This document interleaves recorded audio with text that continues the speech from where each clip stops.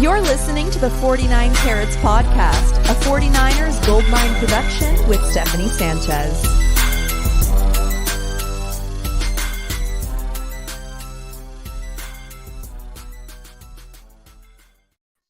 What's going on, everyone? Welcome to another edition of the 49 Carats podcast. I'm your host, Steph, and joining me today is, someone who I hold near and dear to my heart as far as 49ers content creators. And honestly, he is the reason that I'm potting today. It's Javi Vega. For sure. Javi, you were the reason that, 49er Carats even became a thing, right? So I thank you for that. And Course, no how are you problem. doing today? I am good. I almost forgot how to do this. I gave my equipment away, and I was like, man, I can't come on Steph's show looking like a bum with just AirPods. So I went and got another mic and said, let me do this right for Steph. But yeah, thanks for having me on, Steph. You've been killing it, crushing it. A couple years ago, we reached out, kind of got together, and said, hey, we need to get more women in content. And you and Angie did a great job. And then it just blew up. And then next thing you know, I see his Senior Bowl, you're at training camp. He's talking to John Lynch, doing Nick Bosa impressions. So shout out to you. I didn't do anything. I just said, hey, go do a podcast because they need more women in content. So shout out to you. You did all the hard work. Well, yeah, I don't think I would have ever done it without someone thinking that I could do it, for sure. So thank you for that. But yeah, you're definitely committed to the cause. You did go out and buy a mic to be on the show today, so I appreciate that as well. But we're here to talk about 49ers, of course, because I've been missing your voice in some of these conversations, because I feel like you always had some great takes on just the 49ers and everything. So I've been missing some of that, and I've been trying to get you on the pod for quite some time, and you're a busy man, so glad that we can have you on today to talk OTAs. Now, day 2 of OTAs, we got a lot of content out of that. We got a bunch of reports from all the beat writers, which of course, that all comes with different opinions and viewpoints, which I've been kind of warning people about. It's everyone's going to have a different opinion. We're even seeing facts, the different facts. Some people are saying, Trey Lance threw this many completions. Other people are saying he made this many, already it's starting, right? So, me and Javi will try to parse through some of those and give you a little bit more context on those, even the conflicting reports. But first, I just want to get, I guess, a vibe check on how we're feeling with this team, because, personally, I kind of felt a little bit better after hearing Kyle Shanahan and the quarterback speak yesterday. Personally, I prefer when Kyle speaks over Lynch, because I feel like Lynch gives us a lot of vague black and white answers. And then what happens is we try to read between the lines and, try to wonder what it all means. And we end up over analyzing. It becomes this whole thing. Kyle, I think adds color to the conversation. And he's a straight shooter. He tells it like it is within reason, but he doesn't necessarily leave us guessing as much. So that's what I appreciate about Kyle. But what was your overall sense about, I guess, what Kyle said? Were you feeling, to me, it was a very positive or just optimistic tone from Kyle. I mean, I think Kyle's the best. Only God knows. I mean, but what I took away from the press conference yesterday is normal Kyle stuff is, we're gonna take it day by day, step by step. I don't really think he actually has a preference on the quarterback situation. I think he's like, hey, look, I'm Kyle Shanahan. I can make it work with Nick Mullins, CJ Beathard, Brock Purdy. Pick 262. He feels that his offense and this roster is strong enough for them to win a bunch of ball games, and they should win a bunch of ball games because. Yeah. Realistically, the NFC is pretty top heavy. And when you say top heavy, people aren't going to like this, but it's Philly, Dallas, San Francisco, maybe Seattle's in the hunt there. And if you look at the Central or the North, I mean, is Detroit really going to make that big of a jump? The Vikings, what are they going to do? Green Bay, are we sure about Jordan Love? I don't. With Kyle yesterday, to me, he hates that process of the press conferences. He just wants to get it done with, and if he has to, I think he said something about, he's like, you guys will just parse whatever comment I said on a certain day. You know what I mean? Like he's Yeah. like he doesn't really like to be held accountable for the shit he says. Sorry, can I say shit here? I said it twice. Sorry. Yeah. Um, um, he just kind of is whatever about it. I think he's non-emotional about the situation. He's non-emotional about a lot of stuff. I think he just plays it up by ear. I think Kyle's becoming more Bill Belichick-esque, like with these press conferences and just overall with the team. Look, he's built a really strong roster. They've built a really strong roster, and the best guy is going to play, whether that's at right tackle or quarterback or running back. It doesn't matter to him. We saw that last year. Perfect example was they chose Gibson over Jimmy Ward, right? Like that's a guy who's been here forever, and they said we're gonna roll with Gibson. So I mean, Kyle, it's still early. It's very early. I think a lot of the takeaway, a lot of people, even myself, I came away with the just hope, right? Like hope that this team is going to be good again, right? Like I don't know how long this team is going to stay in this, 10 to 12 win. Eventually, these guys start to age out, contracts become bigger. So this is the time. Like there's a hope here that this team can get it done, and I think that was reflected from all three quarterbacks and Kyle. So I think the biggest takeaway was hope for this team. Yeah, and I definitely think I got the same sense too that like Kyle's not really rooting for any one quarterback. I mean, obviously Brock Purdy is still, as they've said, the leader of the clubhouse. That much is still clear, as it should be. But I think when it comes to Darnold and Lance, like I really don't get the sense that he speaks about one more highly than the other. And in hearing all the guys talk, all the quarterbacks, because we heard from Purdy, Darnold, and Lance yesterday, which I thought was great. All those guys I think are like easy to root for. Like they all seem like great guys, and I think that's a great situation for this team as well. I think we just got to be ready for anything that happens. But here's one thing that I'm especially optimistic about after hearing the pressures yesterday. This team like feeling hopeful about Brock Purdy and his week 1 availability, right? And to what Kyle Shanahan said, there's no reason to think otherwise that he could be ready week 1. As of right now, that can change, right? I mean, rehab is always a very fluid situation, as we know. But with all the talk about the quarterback position these last few months and all this arguing that's been going on, like, wouldn't it be nice if Purdy didn't have to miss any time and it was just like, oh, we're just arguing for no reason this whole time? I think that would be great. I mean, it already doesn't matter what anyone thinks, from February through May. It's just noise, just people's opinions. But I think there would be such a huge weight lifted off of my shoulders and many others, this team as well, if Purdy was just ready week 1, right? Like, wouldn't that be nice?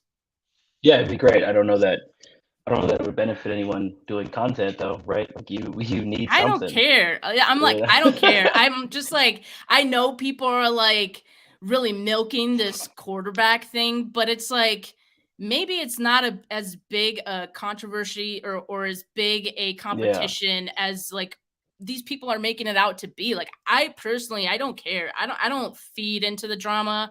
I don't get anything out of the drama of the quarterback position. Like that's not me. I don't care about it, but I think it would just be so much simpler as a fan and even as a content creator, honestly, if like Brock Purdy was just ready week 1. I'd love that. I mean, it'd be great to have an off season without any quarterback conversation, to be honest with you. I've done content on this team since 2019, and 2019 was the Super Bowl year. Okay, cool, awesome. They lose the Super Bowl, and here we go. Here's the Tom Brady rumor. Here's the Aaron Rodgers, right? 2020 comes around with COVID, and did Jimmy quit on the team because his high ankle sprain? Garoppolo out. We go into 2021, we still having conversation about Tom Brady, Aaron Rodgers. Can they get Stafford, right? And then they go and trade up for number 3 to get Trey Lance. Then we get into the Trey Lance here, right, where it's, Trey's beating them first half of training camp, and then Jimmy makes a comeback, and it's just Jimmy Garoppolo. Then Jimmy's out of here, but then he's not out of here, and here's Lance, but then Lance gets hurt, and then here comes Jimmy to save the day, and they win a whole bunch of it's never ending with the quarterback. It's a roller coaster. So I would like for just one off season of no quarterback conversation, but here we are. Now we have 3 quarterbacks, or to quote the great Kyle Shanahan, we have 2 guys taken in the top 3 and 1 who played like it, which was a bar, by the way. Yes, that's what I said. And I think ultimately, and people aren't going to like this, but I think ultimately Kyle is going to go with Brock Purdy. Everything to me is pointing to Brock Purdy as the week 1 starter as long as he's healthy. I don't think there's anything Trey Lance can do in camp, OTAs, preseason games to dethrone Brock Purdy, because what Brock Purdy did in game, Yes, that's going to matter more than what you did in training camp. Now, if Brock Purdy shits the bed, and whatever that definition of shitting the bed is, then maybe Lance gets a chance. But I think ultimately, I think it's going to go into the season. We're going to have Brock Purdy's QB1 and Lance's QB2. Now, does it look good that you invested all this draft capital in this guy and he can't even be your number 2, right? There's going to be some pumping up of Trey Lance to make sure he's the number 2 guy. But if he doesn't look good, to me this team is ready to move on if they have to. Like, they are prepared to move on and pivot. And that's what good teams do. And I think people get mad about that, but good teams pivot. Like, listen, perfect example, Philadelphia Eagles. They go to a Super Bowl with Nick Foles as their starting quarterback, but Carson Wentz had an MVP type season. Carson Wentz comes back, he gets hurt again. Nick Foles wins another playoff game, almost wins a second playoff game, and then Wentz never recovers. They pivot, they draft Jalen Hurts, and then there's this competition, there's this unevenness. And then they pivot again, buy Carson, let's get all these picks back, we're going to go with Jalen. The same thing's happening here in San Francisco. This doesn't work out, this team is ready to pivot if they have to. And that's what good teams do. And I know people get mad about that, but that is what it is. That is the business of the NFL.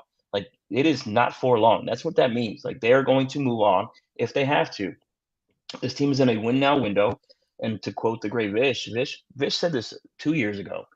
The drafting of Trey Lance didn't make sense on the timeline of this roster.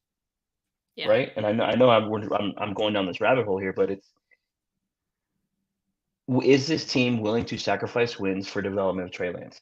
Was this team going to wait for him to develop and catch up with the rest of the roster?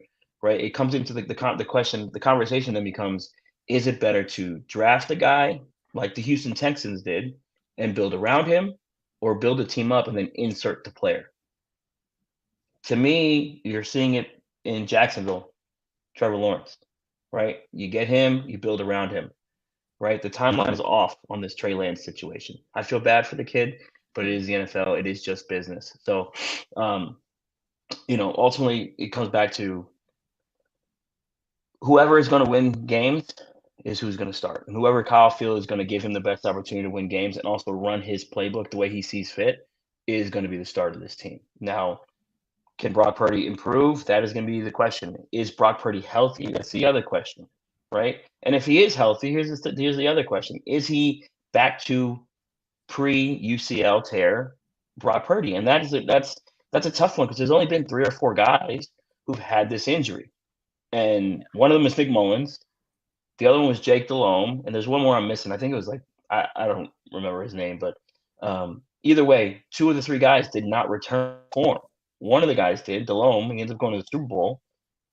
Can Brock Purdy do that? And already, now we can use a baseball term. If Brock Purdy was throwing a 90-mile-an-hour fastball as a football player, did he lose 5 miles an hour and throwing 85 now? Now, those passes that got there as quick as they did, now they're not getting there as fast. Is he getting picked off more often?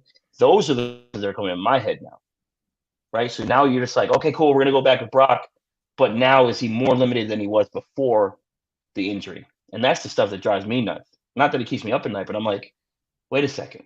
Can this team overcome his limitations again? Because we just got done dealing with Jimmy Garoppolo, who, for all the shit that I gave him, was a pretty decent quarterback. Like, he wasn't good enough to get you to the hump, over the hump, but he's good enough to get you there. And are we in the same position to where Brock Purdy's just going to get you there, but not get you over the hump? And there you go, Clayton Thorson. That's the other guy. He doesn't even play in the league. Like, it's a serious injury. And Kyle Shanahan being so optimistic about it, and then Brock Purdy poo-pooing it not 20 minutes later, tells me that Brock is like, no, coach, don't rush me back. My team is telling me to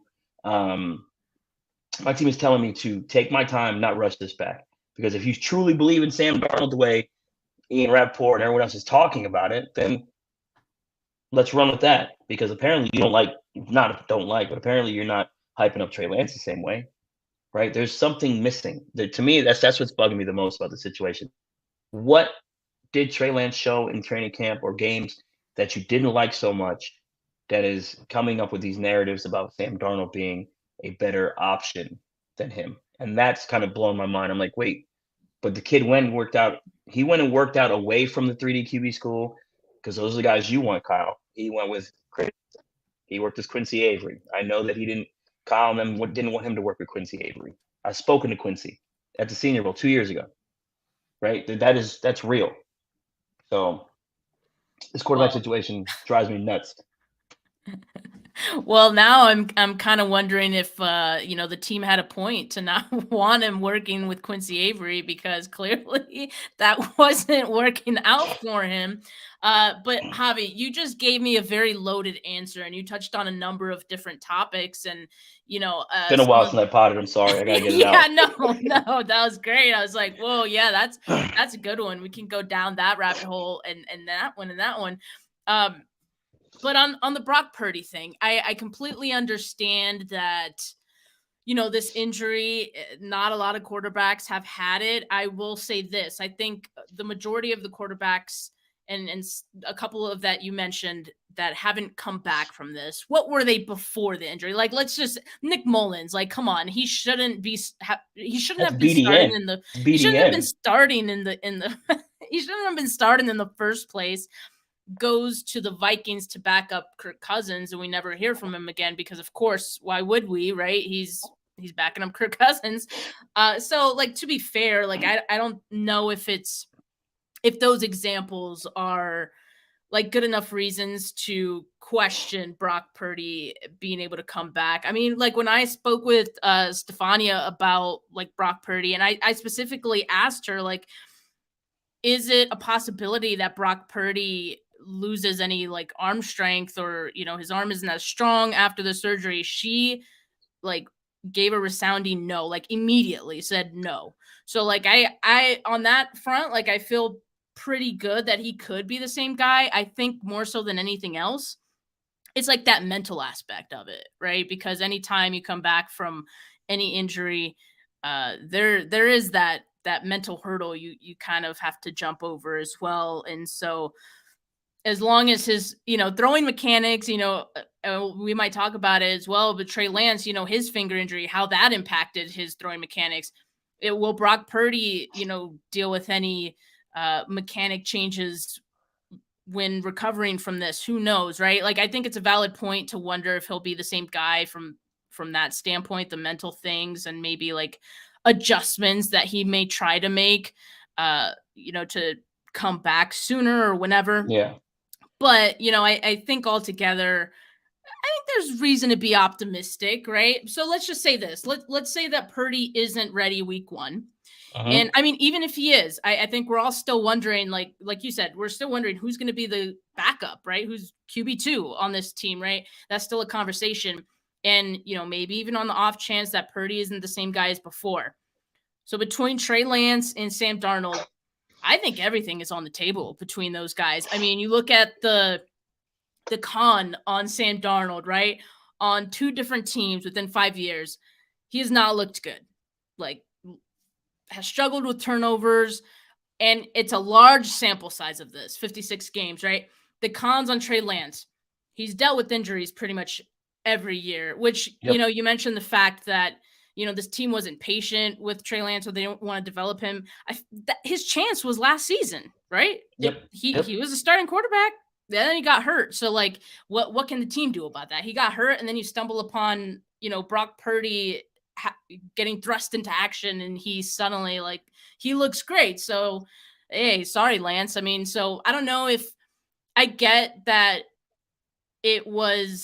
it's confusing to look at the Lance pick, and I have questioned it many, many times before, because I do agree the timeline is definitely off when you look at this team clearly on a Super Bowl run year in and year out for the past few years, and you get a raw project of a quarterback to replace, Jimmy Garoppolo, right? So yes, I have the same questions that you do, but I I feel like he did have a chance last season. And so now he has a chance to be the QB2. And that's pretty much it at this point. But let's look at the cons on Lance. Again, he's dealt with the injuries. Still largely unpolished quarterback who needs reps for development. Going into year 3, his sample size is still too small to know what the hell he is.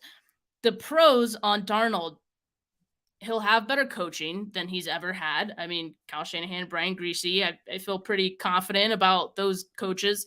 And he'll have the best supporting cast that he's ever had as well. You look at the pass catchers on this team. You look at the defense even. I mean, if you want to include that as part of the supporting cast, that counts as well. You have to. Yeah. And the arm talent, right? He had the arm talent to be a 3rd overall pick. And you look at Trey Lance, the pros on him. Injuries now behind him at this point in time, going into OTAs. He's improved his throwing mechanics, right? It looks improved. Cleaner, yes. And he had the arm talent as well to be a 3rd overall pick. So, I mean, I don't know. I kind of feel like they're going into this situation somewhat on even footing. Anything can kind of happen. I'm ready for any scenario to play out, and I can see the argument for either of these quarterbacks, negative or positive. I could totally understand it.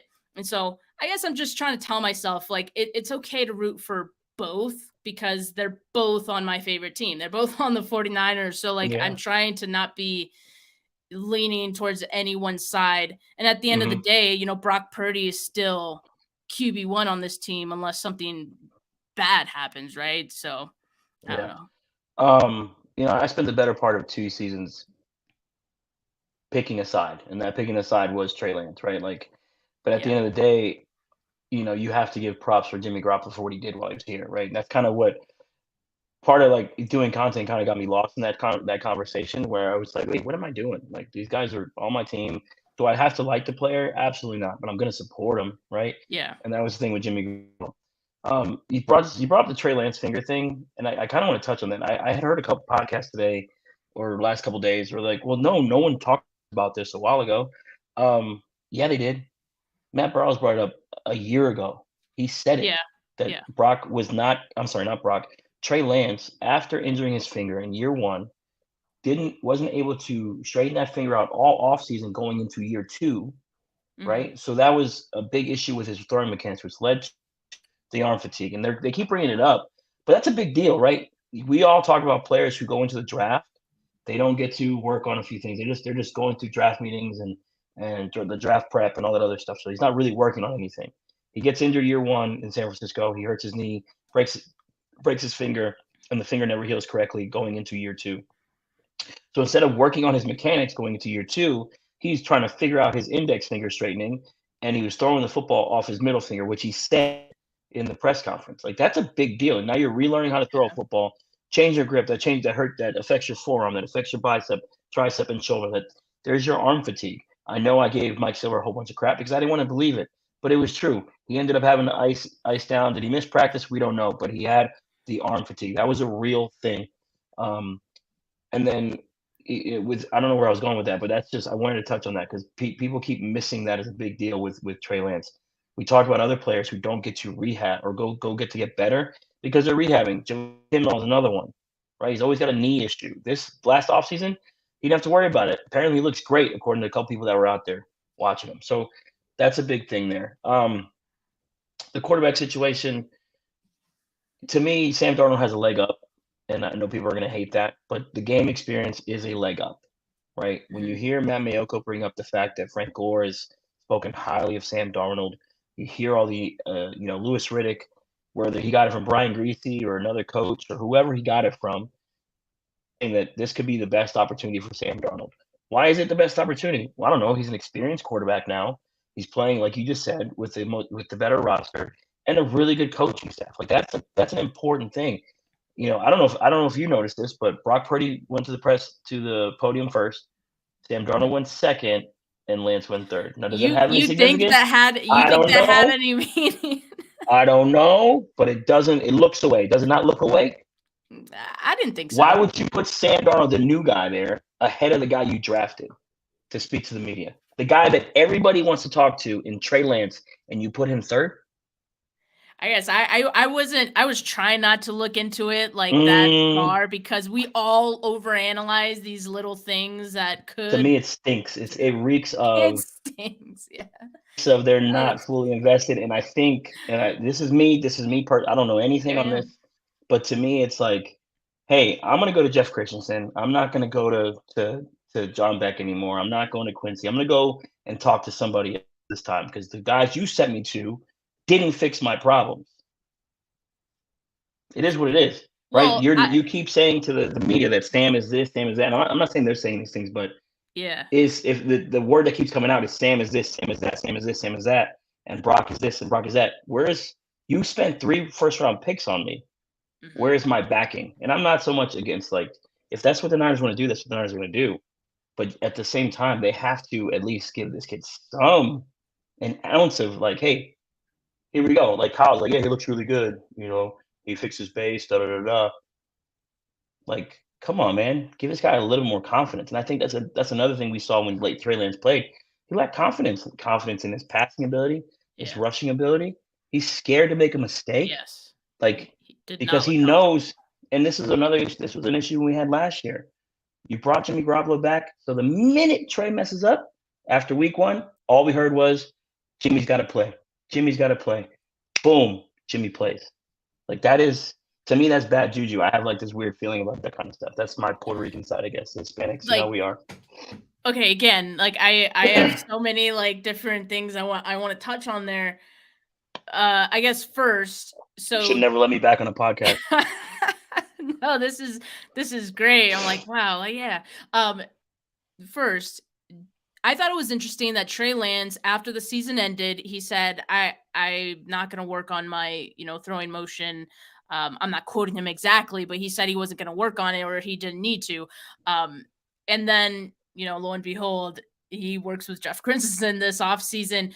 Why do you think there was such a change? Like, I almost felt like someone on the 49ers probably asked him to work on his mechanics, but you brought up a point that, they didn't suggest the Christensen thing and maybe wanted him working with Beck or other people. So what's your take on that? Like, why do you think the sudden change of heart there?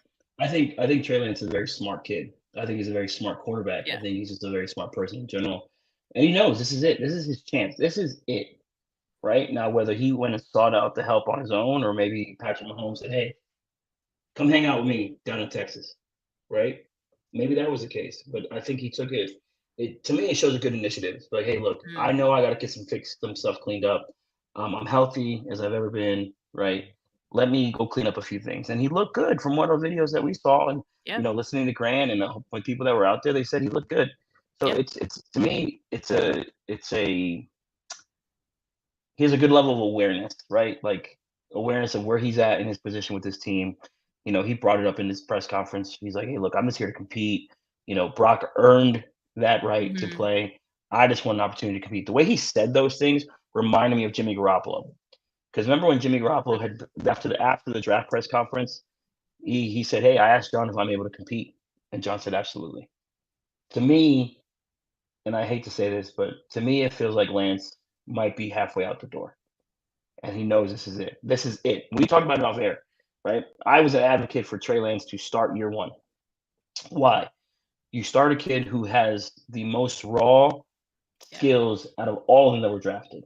Start him. Let him play, right? 2021, are you bringing Jimmy back? He was in limbo there. He just came off a 6-10 year. Were there Super Bowl aspirations? Not really, right? It wasn't like, oh, we're getting back there. That was a perfect opportunity, and it was a pretty easy landing for the first 4 or 5 games. But the Niners go 3-5, 2-4, whatever it was, right? The whole point of starting him in year 1 is to get the growing pains out of the way, right? Allow this kid on the fly with a good roster. Get the growing pains out so that way 2022 comes around, boom, now we know we can make a run with this kid. And we can see how we're going to look in 2 years if we're going to prep for that 5th-year option. Now, year 3, You don't know if he's your QB2. And if he is your QB2, are you going to give him a 5th-year option? Or are you back in the draft in 2 years because maybe Brock's elbow never really gets right and you don't know anything about these quarterbacks? And to me, Sam Darnold is going to be Sam Darnold. You are who you are. Jimmy Garoppolo was who he was. To me, at a certain point, you don't change who you are. You can tweak a few things here, but if you're going to keep making the same mistakes as a player, they're just going to always be there. Like Jimmy Garoppolo, yes, he had his best year as a Niner, but he had Brian Greasy helped him out with that. But there was a lot of times those balls could have been intercepted. He made a lot of the dumb mistakes he did before, right? Sometimes you can't coach that stuff out of people.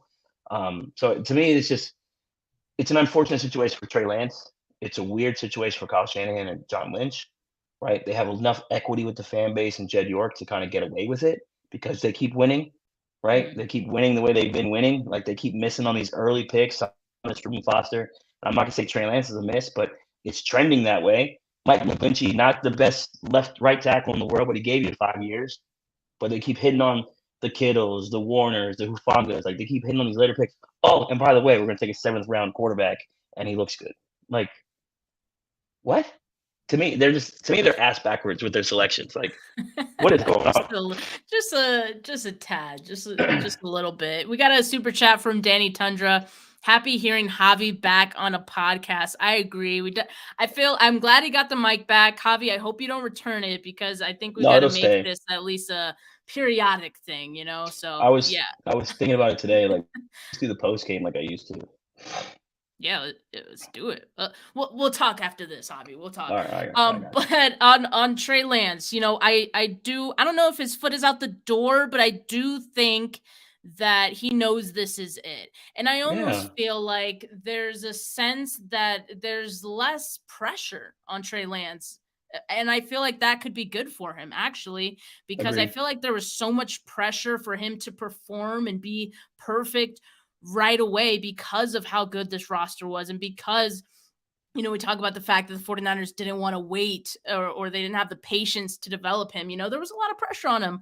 So I feel now him being very much aware of the fact that Brock Purdy is like, okay, he's QB1. Now he doesn't really have to worry too much about being the guy. He just has to worry about being him. And, whatever that looks like is going to happen. But he even said like he feels like he's having fun, playing football again. And I think that's a really great thing for him. And it could be a good thing for his play as well. I mean, he talked about how he's working on his mental health too. I thought that was great.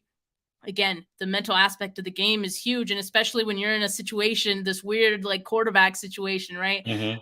I think it's good. He's working on these things and he just, him talking on the podium, I got a very like free sense out of him. Like, I got the vibe that he was in a much better headspace.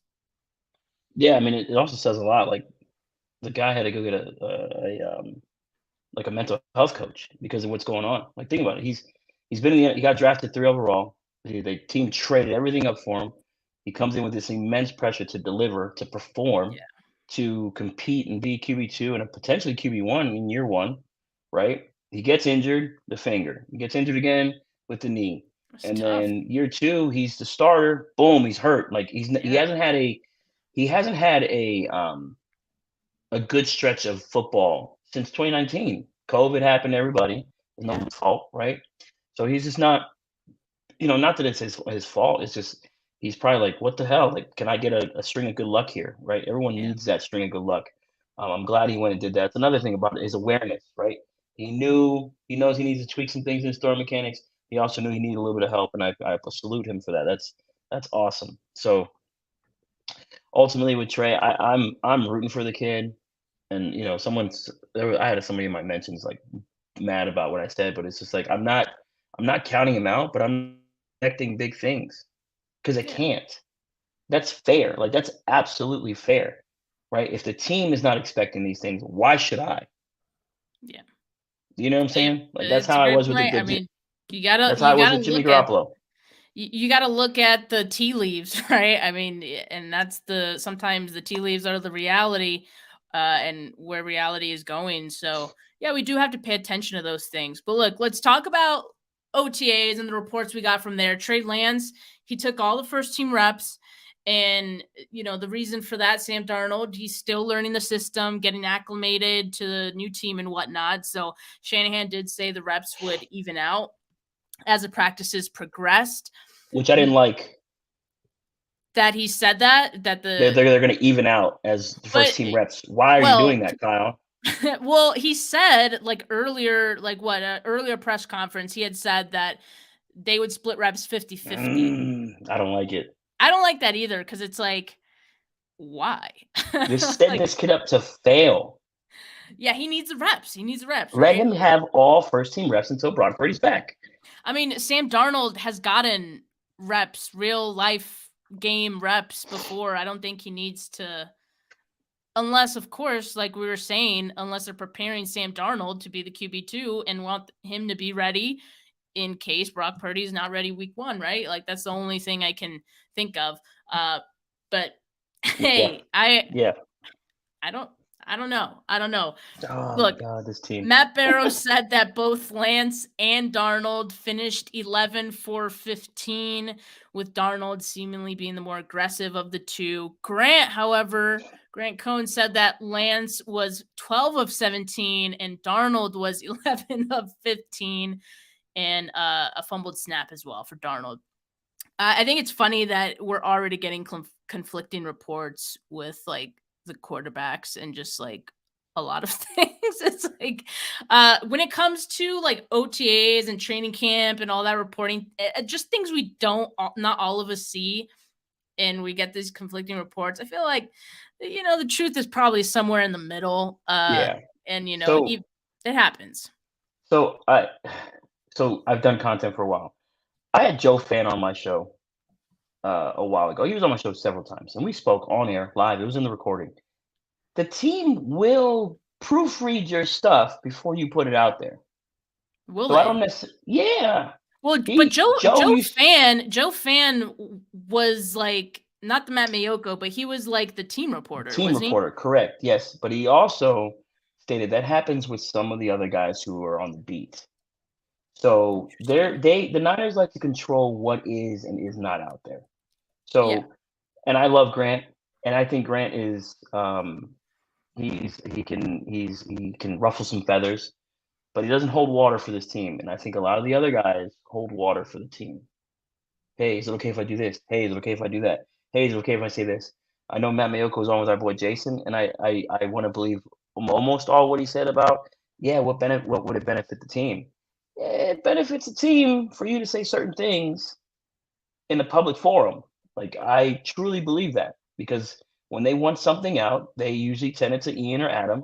And if they want something out that people respect and they know, like Matt Mayoko, Matt Barrows, David Lombardi, they're going to do these things. And whether they do them or not, that is my assumption. But based on the things that I've been told by people who write stuff about the Niners, who are close to the Niners, intimate with the Niners, I don't buy a lot of stuff. So when I get a conflicting report like that,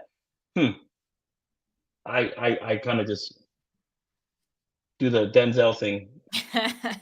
What do you mean by that? So that's just that's kind of, I have a cause for pause. That's just kind of what it is. So that's Rob. What's up, Rob? Yeah. But it's a cause for pause for me, right? And there is a level of the team wants certain things out. I remember speaking to DJ Jones. DJ Jones's dad was telling me that the PR guys likes the podcast because we keep it a buck. Like, he told me that. Like, he just likes us because we keep it a buck. We don't hold water for the team. So that's just that 12 for 17 or 11 for 15 and 12 for 17. Like, that's already starting. Like, it's gonna be like that all summer. It's gonna be like that all summer, because a perfect example is last training camp. I had people, not that I had people, but people that we know were at training camp said complete opposite of what was reported. Yeah. And I tend to believe the people that we know as opposed to the people we don't know. That's just that's very fair.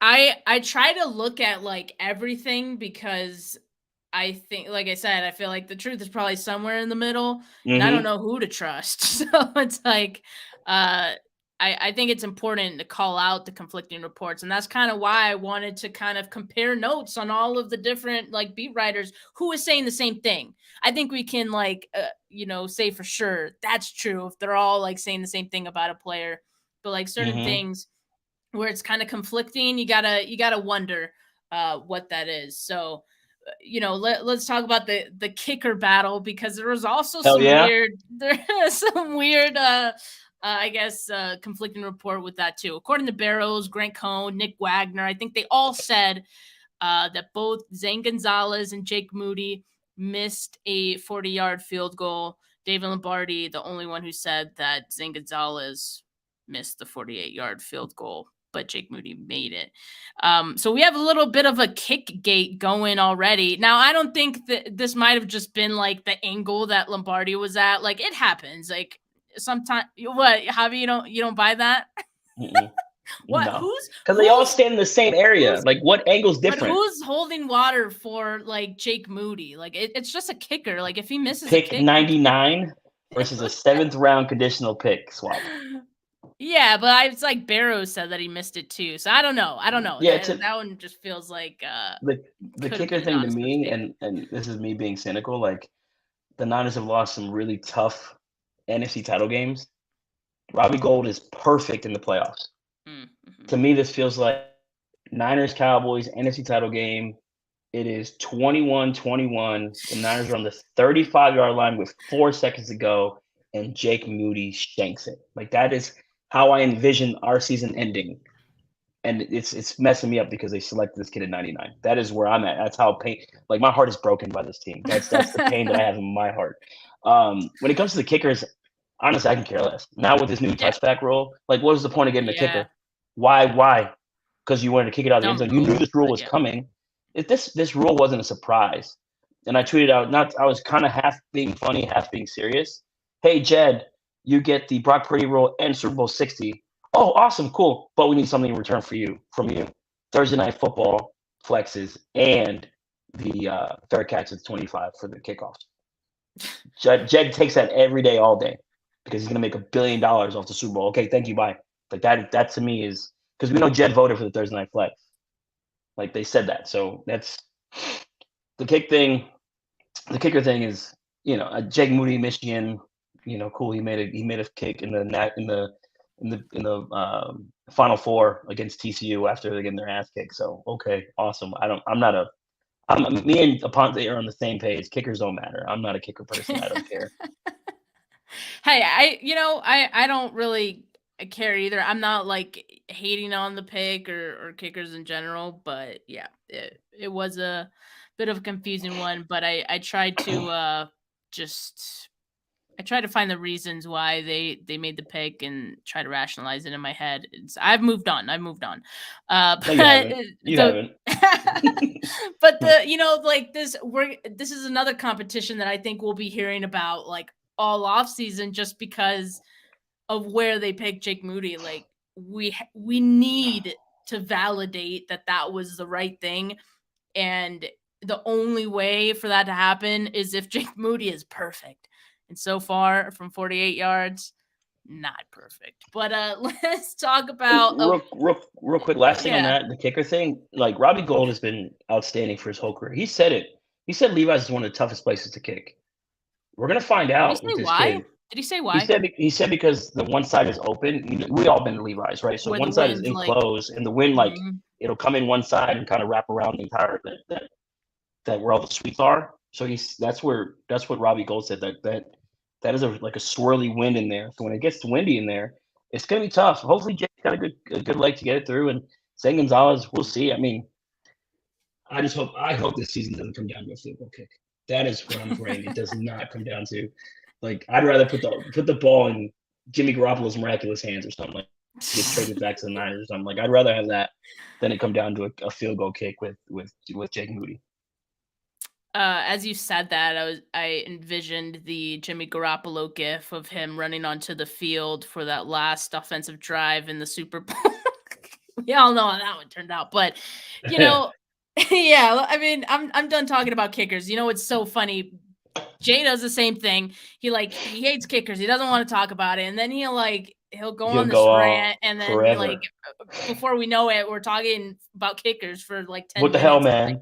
Yeah, I'm like, can we move on? Oh my God. All right, let's talk about the defensive line. Nick Bosa, Javon Hargrave, not present. Remember, OTAs completely voluntary. That's fine. Hargrave, I mean, being a newcomer, it's like, wouldn't you want to be there? But whatever. It's voluntary. I don't care too much. Drake Jackson, though, a lot of people have been talking about this. He's put on a lot of weight, the good kind. And this is something that pretty much everyone has corroborated. Everyone who has seen him, like Steve Wilkes mentioned it in his presser a couple, last week or two. Lombardi, Grant, Kruger, they all mentioned Drake Jackson has put on weight. This is great. Kinlaw, he's looking lean. Grant said he looked lean, mean, and completely healthy for the first time in a long time and didn't appear to have any limitations. Kruger said he looked too lean. So I don't know. And Barrow said he noted that Kinlaw is slimmer and that he's starting to resemble Eric Armstead in his build. So I don't know if does that mean he's trying to go with a completely different style of play as well? I don't know how that's going to work on the interior, because usually when you're on the interior, you want to be a little bulkier so you can, move guys out of the way and you're not getting moved. In fact, I felt like last season I saw Kinlaw, getting moved out of his spot way too many times. But at this point, Kinlaw is an afterthought to me on this defensive line. They're not picking up his fifth-year option, so we don't have to spend too much time talking about him. Don't really want to be honest. No, you're good. So real quick on if that is true that he looks more Armstead-ish. Yeah. So just for comparison, Javon Kinlaw was drafted at 320 pounds. Okay, and if he's probably maintained that 305 to 315. DeForest Buckner and Eric Armstead are both 285 to 280. So if he's in that range and it's going to help him, then so be it. And if he's going to be, if it helps him, yeah, that's great. Yeah, if it helps him, then cool, awesome. And I would only imagine that 40 pounds less on your knees would be beneficial to you. Now, with Buckner, I'm sorry, not Buckner, with Kinlaw, I'm not counting on him. I don't think anyone is. That's why you go get Hargraves, right? You get Hargraves, and now you've cut Kinlaw snaps to maybe 25, 30%. And if he can just be a run stuffing defensive tackle, then that's a win at this point in his career. If he's going to be that type of player for you, can he give you some pass rush help? Maybe, but to me that's a win. As far as Drake Jackson goes, we need him. The Niners need this kid to pan out. Right. This is where the Trey Lance, and I hate to bring it back to Trey Lance, but this is where the selection of Trey Lance cost you picks. Right. You're picking 61st. The year after you drafted Lance, and this is your first pick. You need this kid to pan out because the rest of this roster is getting more and more expensive. Nick Bosa is not going to be cheap. You need cheap, reliable, rotational players. They need this kid to pan out. And by pan out, does that mean 15 sacks? No. Can I get 7? A forced fumble, 2 forced fumbles? Can I get a bunch of hurries and pressures? That is a successful pick if he's giving you 7 to 8 sacks a year. I don't need 15. Give me 7 or 8. Remember, D Ford, when he was here, when they went to the Super Bowl in 2019, he had 6 sacks. But he also had 4 or 5 forced fumbles.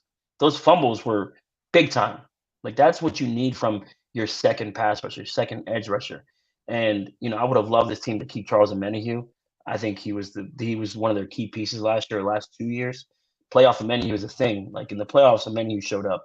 So to me, that's going to be a big loss. Now, Hargraves is going to allow this team to me, it's going to free up more Armstead than it is Bosa. I think that's what they're banking on, honestly. And if Armstead can win against guards like he usually does, that's going to be a problem. So now you're going to have to slide down protection, and then you're banking on, hey, maybe my left tackle can take Bosa one-on-one. And I don't know if there's a left tackle in the league outside of Mailata from Philadelphia who can do that, right? And if you only have to worry about that guy, then you're just fine. So when it comes to Kinlaw and Drake Jackson, with Kinlaw, like I said, I just need to be a functional run stuffer.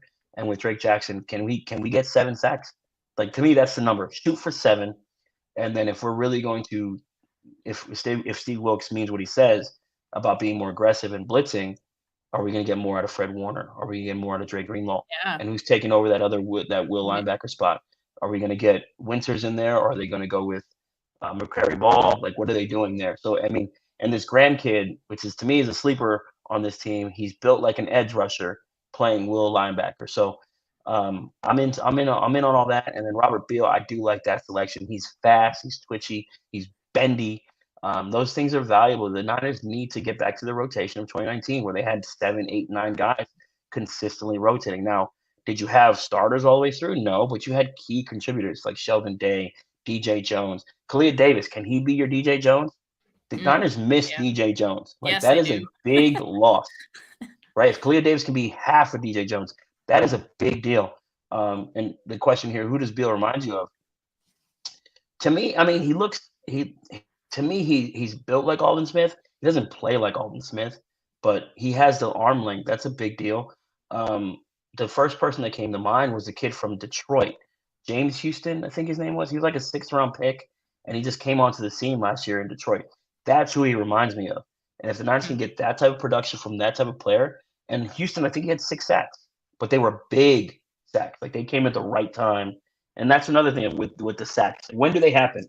Right? Is it 3rd and 9 and this could prevent from this will take them out of field goal position, right? Or is it on the goal line, you get something major? How many times did that happen in 2019? We'd have a big sack or a fumble on a big 2nd down or 3rd down when the team's about to score. Like, that's the type of shit that the Niners need from Beal, Drake Jackson, Arik Armstead, and Nick Bosa. Nick Bosa came up big last year against the Saints. The Saints are about to score. Nope. Here comes Nick. Yeah. Right? They need that kind of stuff. And to me, those sacks matter. Same thing with penalties. Like, that conversation, when did this penalty happen? Right? Cool, the team had a whole bunch of penalties, but when did it happen? The team had a whole bunch of sacks, but when did they happen? That is kind of how I view the game nowadays. But defensively, I think they're going to be fine. My biggest question is the safety position. They got my boy Jair Brown, so I'm happy. Yeah, for sure. And I agree with you. Like, clearly they're going to go with strength and numbers, I think, for the most part. Opposite Nick Bosa, I think leading the way will be Drake Jackson. And so I'm excited to see what he does there. But yeah, all the other guys are going to have to contribute too. Austin Bryant, the Beals, the Clinton Farrells, right? So all those guys going to need to have some type of impact, because all too often last year, I feel like some of those rotational guys, I mean, you mentioned Omenihu, he was great, but I think aside from that, like, you weren't getting those timely plays and those timely sacks that happened in like those key moments, So I think they're really going to need that. I do think we see more linebacker blitzes and safety blitzes potentially this season as well, with Steve Wilkes. Yeah, I'm right there with you. I need Fred to give me at least 5. I want Fred to be one of those guys who can be in the conversation of Defensive Player of the Year. Thank you. But yeah, I would go with. I'm hoping that Fred can get at least 4 to 5 sacks. That'd be awesome for his career. Like, remember Patrick Willis and Navarro Bowman? I remember watching one of those mic'd up situations where Patrick and Navarro were talking back and forth. I think Navarro told Pat, "Go get it. I got this back here." And Pat's like, "What?" He said, "Go get it." And then Patrick ends up with a sack. Like, those two were 2 peas in a pod. They were so in line with each other. And I think that's what we're getting with Drake Greenlaw and Fred Warner. If those two can get on that type of page, then watch out, because now you have a solid front four. And if those two can just recognize and diagnose some stuff, and here comes Fred. Fred's one of the better pass rushing linebackers in the league. They need to rush him more. I would rush him more. And he times it perfectly. How many times we watch him? He's just standing there like pouncing at the line of scrimmage, and then boom, he's off, and he's in the backfield. He did it against Cowboys. Right? It feels like I'm watching The Lion King when I watch him play, and I watched the All 22 with Fred. Man, he's just crazy, so instinctual. Well, speaking of the linebackers, Fred Warner, Drake Greenlaw, they're both present, but they didn't participate. That's fine. Let some of these young bucks get some needed reps. Marcelino McCrary Ball, who's competing for a bigger role this season, he was lining up at middle linebacker. Didn't see anyone else mention this, but Larry Krueger said that McCrary Ball and Jalen Graham looked explosive, and he also mentioned D. Winters looked sluggish, which is not great, because I remember, I think it was Grant who mentioned that D Winters at rookie minicamp looked like he wasn't in the best shape. So something to keep an eye on. I'm not panicking about it yet because there's still a lot of time to go, and training camp is when I think decisions will be made, but something to keep an eye on with the linebacker group. Now, for the corners, I know we were excited about the secondary. We talked about it. All reports from OTAs seem to indicate that are all aligned and on the same page about this. Isaiah Oliver was one of the standouts of the day, and I think that's great for a newcomer. He broke up a number of passes. Matt Barrows, Larry Krueger also noted Darrell Luter Jr. Had a great practice as well, so you love to see that. Charvarius Ward was there, but he wasn't taking part in drills, so Diamador Lenore and Samuel Womack were the first team corners, and Luter and Ambry Thomas were working on second team. Ambry Thomas is already on thin ice with this team, and to top it all off, he made Grant Cohn's not so good column for practice. He's not good. He's just not He's good. terrible. He's terrible. I'm sorry, but it's just like if I had to, sometimes some players are just not it. Like it's okay to say that. Like it is what it is. Like yeah, I mean, I don't people think were like he had an interception in the NC title game or the week 17. I don't care. He also gave up like 8 receptions to Julio Jones in the Falcons game. Like he's not a good corner.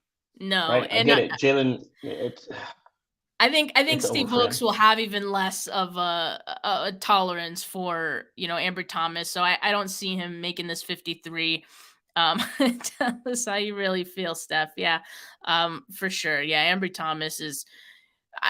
Sometimes I don't have like the strongest feelings on players. I kind of give them a chance to, show improve and whatnot. But Ambry Thomas has not shown one bit of improvement in all. Did he dress last year? I don't think he was on the field. I mean, I think he dressed for the games. Like he'd be active, but I don't think he ever. Yeah, like maybe once or twice when there was like an injury or two. But yeah. I don't think he saw the field. I like the secondary. I like the Isaiah Oliver pickup a lot. He was a guy that I liked in his draft class. Him and Akella Witherspoon played together at Colorado. Like I liked both of those guys. Akella Witherspoon, whatever, he had that Dante Pettis stuff to him. Like he just couldn't take, from what I understand, he just couldn't take the criticism, right? And that was part of the issue with him in San Francisco. Isaiah Oliver, he had to move from outside to inside, and he found his spot. Kind of similar to Jimmy Ward, right? We weren't sure if he could play outside corner. He goes back to safety, then he plays nickel, like out where they need to be. And if Isaiah Oliver is your nickel corner, and then you're running with Demo and Charvarius Ward, or maybe Luter pushes Demo, which I think is possible.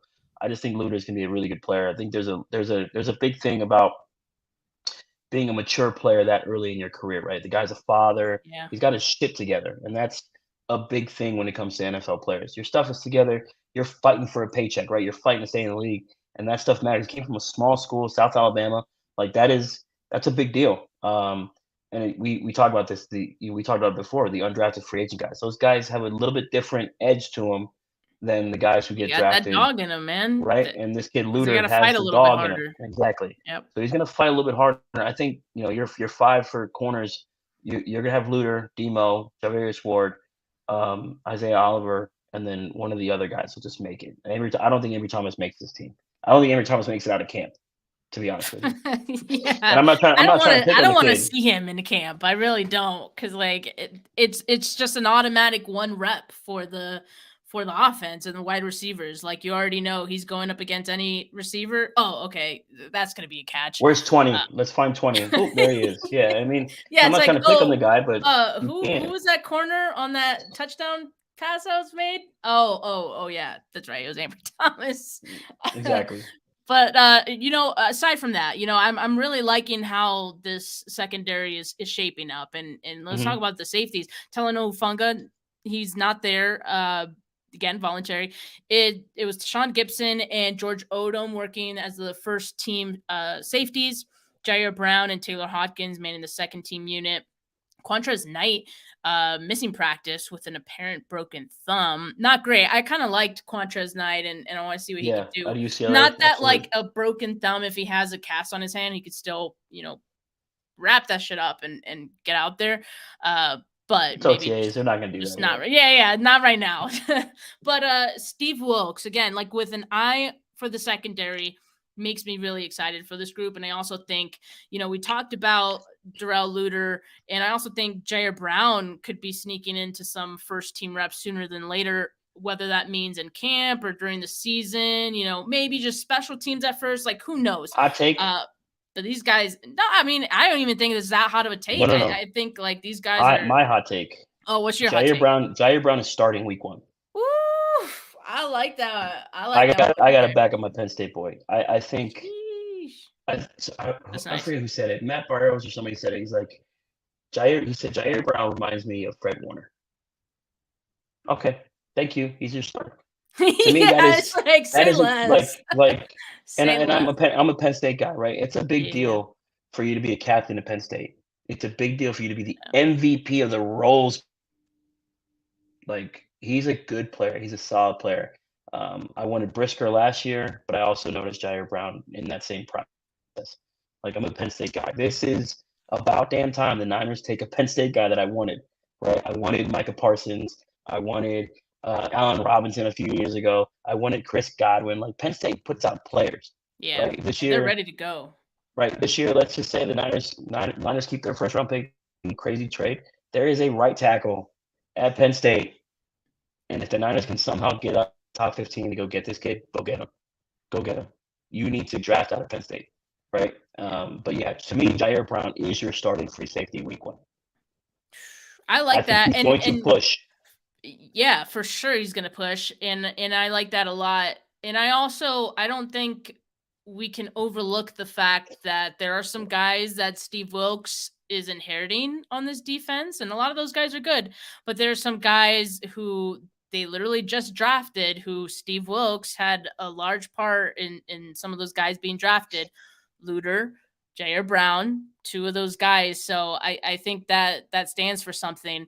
And again, it could be the reason why we see Jair Brown getting those snaps sooner rather than later. So I like that one. That's a good hot take. Let's talk a little bit about the offense. Christian McCaffrey, everyone said this. He was pretty much setting the tone, his energy. He was playing hard. It's OTAs, man. It's May, and he's going hard in practice. So I love that energy. And by all accounts, it seems like he's in midseason form, in great shape. They don't call him Little Bosa for nothing. I mean, just how much work ethic this guy has and how he takes care of his body. I like it. I like the fact that he's at OTAs too. He's one of those players who, if he wasn't, I wouldn't bat an eye, right? It's like, okay, you're one of the best to do it. But the fact that he's there and he's putting in, this type of energy in OTAs, I think sets a great example for the rest of the guys on the team and all the other running backs as well. On Elijah Mitchell, Grant said that he looks stronger than last year. Jennifer Lee Chan said he ran with power, but we'll see if that's enough to keep him healthy. Elijah Mitchell is a great running back, but I think his biggest issue has been him not being able to stay on the field. Yeah, it's been health. So besides that, we didn't get too many reports about the running backs, but I'm going to be keeping an eye on Jordan Mason, Ty Davis Price, how are these guys doing? Because it's a big year for both of those guys for different reasons that are somewhat related. I mean, it's like Mason, I think, could take another step forward to being a guy in this rotation potentially. And Ty Davis Price, if Mason looks better than him, he could be looking like the next Trey Sermon, right? So I think this is a big year for both of those guys. So something to pay attention to these next few months. Absolutely. No, I absolutely hate that the Niners take running backs in the 3rd round because you find guys like Jordan Mason, Matt Breida, Elijah Mitchell super late. Like, you're just wasting picks at this point. But with Ty Davis Price, we saw some good out of him last year. From what I've read and what I'd heard was he wasn't seeing it. Like, he wasn't seeing that zone cutback, and he would just delay it. Instead of riding the blocks like Elijah and CMC would, he would just try to hit the backside of offensive lineman when he can just ride the block all the way up and boom, there's your gap and you're up, you're up the middle and do what you need to do. So hopefully he sees it this year, right? This stuff doesn't click for everybody right away. Elijah Mitchell, I thought he was a trade candidate going into the draft I just still because you think he have is. so many Yeah. running backs, right? Yep. I think you get good value for him. Whether that's a fourth I think round so pick, you too. get a fourth round pick for a guy you took in the 6th round, absolutely. And with Jordan Mason, I think Jordan Mason has a leg up. I think Jordan Mason is your RB3 this year. Like, I think if you keep Elijah Mitchell, Jordan Mason is your 3rd running back. He showed enough last year to carry the load, to finish out games, pound the ball, right? Yeah, yeah, exactly. I mentioned pivoting. If Mason's ready to take the next step, TDP might be exactly. You pivot. Sometimes you miss. You miss.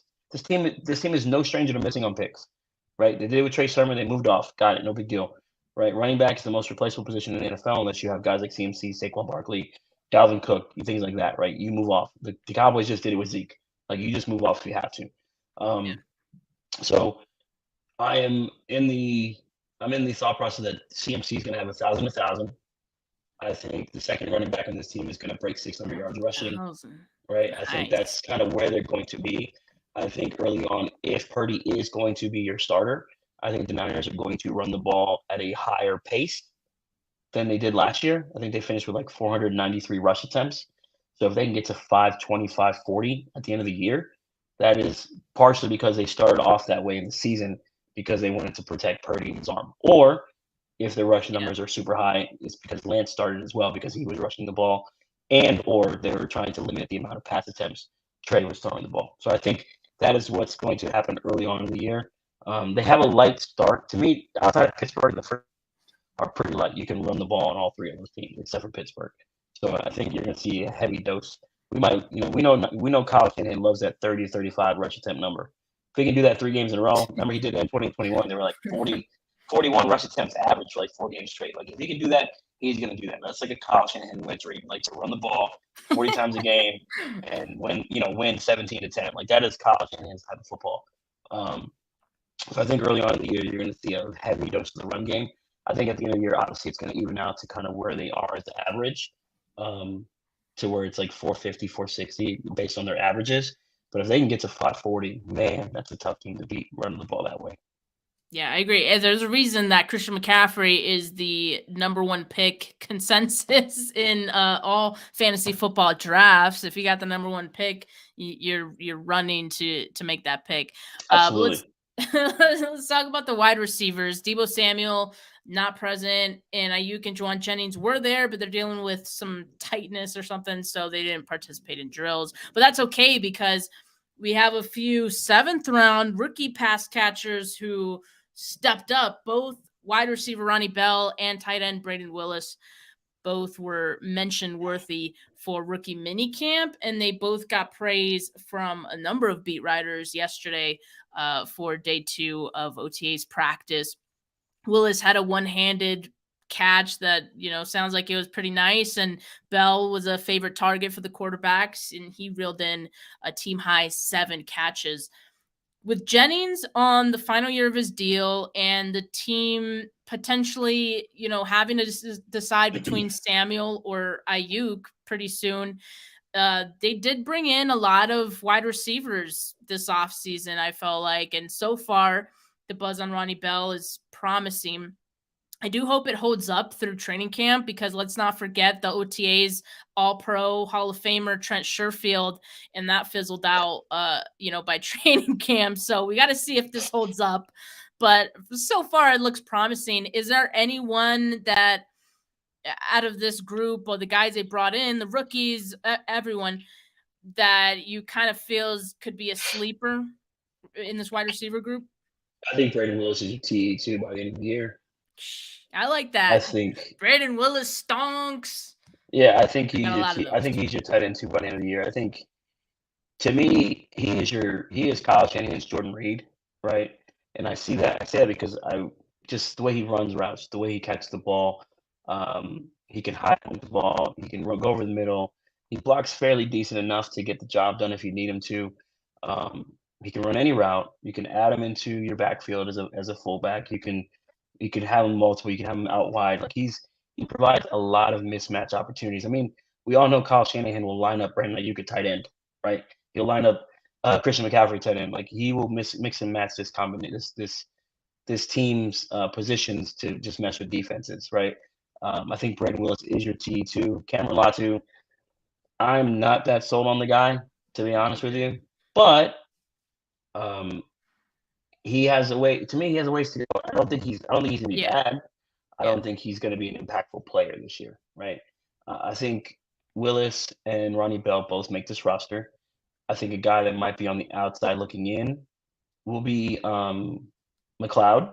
I think a guy who potentially might be on the outside looking in, also Danny Gray, right? Danny Gray has to come out of this camp, in a position where he might be wide receiver 5, right? How many wide receivers do you carry? 5, 6? So let's go. Obviously, the first two, Debo and Ayuk. There's your 2. Now, do you make a decision, Jennings and Danny Gray? If Danny Gray passes him, do you go with Danny Gray as opposed to Jennings? Or do you keep Jennings because he gives you multiple combinations in your offense, right? Because he can line up a tight end. He can play the slot. He can play out wide, right? You have all that. And then you have Raven McLeod, and then you have Ronnie Bell. Like, what do you do there? A cheap Ronnie Bell versus McLeod, not that he's that expensive, but could you just go a cheaper route and go with Ronnie Bell if he gives you a little bit more in the pass game? Right? The roster construction gets really finicky here, right? Do you keep three running backs, 3 tight ends, and 7 wide receivers? Right? Like, is that what you do? Like, it's gonna be very interesting how they construct this roster come cut down day. I also think this new touchback rule impacts Ray McLeod, and for a lot of the time last season, he wasn't even getting past 25 yards. So what? And then he fumbled in the playoff game and then made up for it, but that's it. Like that was like his best return of the year. Yeah, I think there are some decisions to be made here.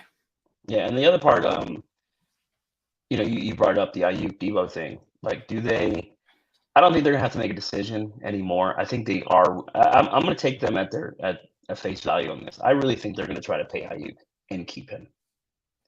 Now, how they do that, I don't know. To me, keeping Ayuk lends to that they feel Brock is their guy, and they have 2 more years of cheap labor for Brock Purdy. Whereas if Lance is not your guy, it goes back to the 5th-year option decision. A lot of this Niner stuff goes back to their quarterback position and how they manage that decision, right? So if they end up, let's just say Lance is the starter and he plays well, now you got to do that 5th-year option, which is what, $26 million. Now you don't got a cheap quarterback room anymore. But if you don't have to pick it up and you go with Brock Purdy on a cheap contract for 2 more years, then you're able to see the life of Debo's contract expire, see the life of George Kittle's contract expire, and now you have Ayuk who's under contract, and these other guys, CMC still under contract, and maybe you renegotiate Debo, and then you can kind of squeeze in. You still have Bosa's contract, Fred Warner's contract, and what happens with Dre Greenlaw? Dre Greenlaw only signed a 2-year deal, 3-year extension, right? You're going to start seeing a roster churn in the next 2 years. In my opinion, that is what's going to happen. Yeah, I mean, it's inevitable, I think. Yeah, so they're trying to avoid a expensive quarterback room as much as possible right now. Eventually, they're going to have to pay somebody. And if it means they're going to have to pay Ayuk and stick with Brock and have him cheap for 2 years, then that's going to line up with everything else that they're probably trying to do, which I think they're probably hoping Brock is their guy and they have 2 more years of this roster to go get a title. Yep. Yeah. Who's a prime trade candidate then? Probably Debo. That's what I think. But his contract, I think will be kind of tough to trade. But I feel like a team would probably do it. Yeah, and the other part of that is, would you rather with Debo? I love Debo Samuel. I enjoy watching him play. I think he's one of the best players, football player. I think he's one of the best players in football. But is his level of play sustainable for a 10, 12-year career as opposed to Ayuk, who's going to be more of a 10 to 12-year type of wide receiver? Yes. Right. That is, would you bank on that? You know what I mean? Like, I think they bank on Ayuk being a 10, 12-year guy. And I mentioned the fact, I mentioned this a lot, when they brought in Christian McCaffrey, a lot of Debo Samuel's skill sets, they overlap, right, with Christian McCaffrey. So, and CMC's a better route runner anyways. Yeah. And I'm not hating on Debo. I think Debo's awesome. Like I love Debo No, Samuel. yeah, But you have to admit that yeah, not that you have to, but if you put it on and you watch it, yeah, seems the best route runners in football. Like it yeah, is what it is. absolutely. He's the best. He's the best. One of the best all around, just football players in the league. So yeah, it's kind of tough to compete. That I say the same thing. If they had to choose, I'd probably let go of Debo first, via trade. But all right, last position group, offensive line. Cole McKivitz, of course, was working as a starting right tackle. Oh, Grant Cohn said starting right guard Spencer Burford looks like a completely different person than last year, citing his size. So he's much bigger. So hmm that could be good for another year under his belt. Starting the second team unit had Nick Zakowicz playing left guard, John Feliciano at right guard, and Matt Pryor at right tackle. Trent Williams not present, which is fine. So according to Matt Barrows, Jalen Moore lined up at left tackle with the first team unit. Grant Cohn said that Jalen Moore was the third team right tackle during 11 on 11s, though. So another no, conflicting report, unless like Barrows was talking about a different time, like maybe 7 on 7s. He was first team. I don't know. That's what I'm like. so there's no contact. So I don't know how much I take away from OTM the line stuff since there's no contact. Yeah, Like yeah. I mean, they're just practicing their kickbacks, and their blocking like technique. Like they're not blocking anyone in front of them. They're just kind of right, hut and they right. stand up. Um, but I think I don't know. Maybe your question was with the McKivitz thing. Do I trust him? I think I trust him. That was literally going to be my question, actually. But I think I like, is trust him. there because Kyle's just never worried about the offensive line, No, he and doesn't care. yeah, it's like aside from Trent, it's like, okay, let's just plug in a bunch of guys up here. And really the only difference in the starting unit from last year is Colt McKivitz, right? At right tackle. hmm Last year, you think about the fact that they went into that season with 3 new starters on the offensive line, and that ended up working fine. So like I don't think I can doubt him on this one and this working out. Cause like I think we were skeptical on all the guys last year. It ended up working out. I think, I'm going to give the benefit of the doubt to Colton McKivitz. Yeah, I'm gonna give the benefit of the doubt to this offensive line in general because I mean I was worried about it all last year. I was worried about Banks. I was worried about Yeah. Brendel, and I was like, well, I like Burford. I liked him quite a bit because I lived down here in Texas. I watched a lot of UTSA, so I knew who he was. Um, the McKivitz thing, I mean, we've seen him play in big spots. Like we've seen him play in LA when Trent Williams went down, and he played well. Like he held his own. Like he did a good job. So can he sustain that for a 17-week season? I'm I'm buying in on that. I think Middlecroft says it really well. He's like, how many teams have all pros all over their offensive line? It doesn't happen Right. anymore, right? Yeah. Like the best offensive line in football is probably Philadelphia, partially because they have 2 really good tackles and a Hall of Fame center. The other 2 guards, whatever, right? Most other teams have one elite guy, and the rest are guys that maybe make a Pro Bowl, maybe make an All-Pro team. But for the most part, offensive line play is pretty shitty across the board in the NFL. But if you have one elite guy, whether no matter where he is, obviously the Niners have Trent Williams. They don't have to worry about that. So now you Yeah. start sliding protections to where you need to and combinations. And we all know the Niners don't run their outside zone. That zone blocking scheme messes up a lot of defensive lines. And there you go. The Niners will also have Kittle out there helping them out. So the Niners have ways to hide their Right. players, and I think that's a big deal. So I'm not too worried about it. I think I want to finally see what Nick Zakowicz can do at center. Yeah. That's Me what they too. drafted him for. Can you develop this kid? Matt Pryor, I think, is a guy who probably makes this roster too. He played well in Indianapolis, except for the year before he was hurt. Um, so I mean, that's probably your 7: Zakowicz, Pryor, McKivitz, Burford, Brendel, Banks, and Trent. That's your 7. If they keep an 8th, then they keep an 8th. But whoever the 8th guy is, to me, it's not Jalen Moore. I think Jalen Moore's on the outside looking in. Um, Seems like it. could they figure out somebody else or Feliciano's your 8th guy? There you go. There's your 8 right there. That's your 8. The other Yeah. guys are not making this team. Feliciano's making this team. Yeah. I think they'll probably stash away few guys on the practice squad as well. Absolutely. Jason Poe. This team loves Jason Poe. I get the intrigue. But again, like to your point, Javi, probably on the outside looking in, but probably has a spot on the practice squad. You know what I mean? So Joey Fisher, same thing. So they got some high upside depth, and that's a great thing for this team as well, because as we know, depth could become starting positions with this offensive line. And we've seen it with McKivitz, we've seen it with Brendel, and who knows what could happen in the future. But yeah. Overall, though, I'm liking the makeup of this team. I think there was a lot of overreactions on, just some of the guys they lost in free agency. Again, the quarterback position, but altogether, like, come on, guys, this team is going to be competing once again. And I'm excited. I'm excited for the season. I'm excited for this roster. I'm excited for the draft picks that they made, the undrafted free agents they picked up. So it's going to be another really fun year, I think. Yeah, the free agent group, the only two guys that I was like not hurt by, but the guys that I was like, damn, man, those are Aziz and Charles Menu. Those are the two. Oh, I'm sorry, three. Jimmy Ward, Aziz, and Charles Menu. Those are the three guys that I was like, damn. But Aziz needs to get paid like an LB1 because he plays like it. Charles Menu is a second pass rusher on a good team. Like, that's what he is. And then Jimmy Ward, it's about time Jimmy Ward gets a little more love across the league. Now, did he go to Houston? He's not going to get that much national time, and I don't think he's going to get a title anytime soon playing in Houston. But for what he's doing with him and his family, it is what it is. Like the rest of the free agent group, okay, bye. Ibuka, you were okay for where you were here. Brunskill, good player, but everywhere else, I think the Niners can replace that type of player. AFL Hall of Famer, the AAF, whatever it was. But those are the three guys that hurt the most. I think that was it. Yeah, I think so too.